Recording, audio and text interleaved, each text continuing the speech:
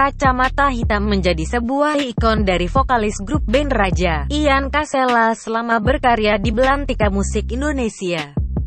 Ian Kasela selalu mengenakan kacamata hitam saat beraksi di atas panggung, setiap bermusik bersama Raja.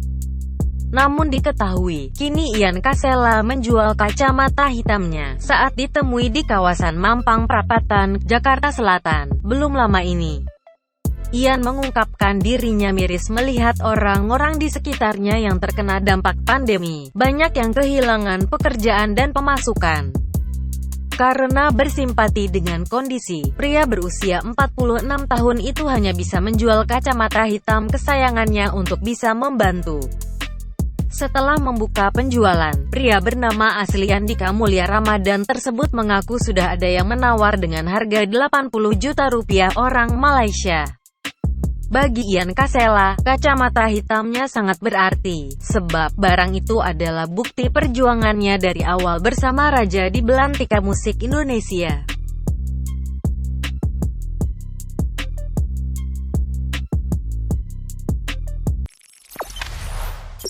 Jangan lupa subscribe, share, komen, dan like ya!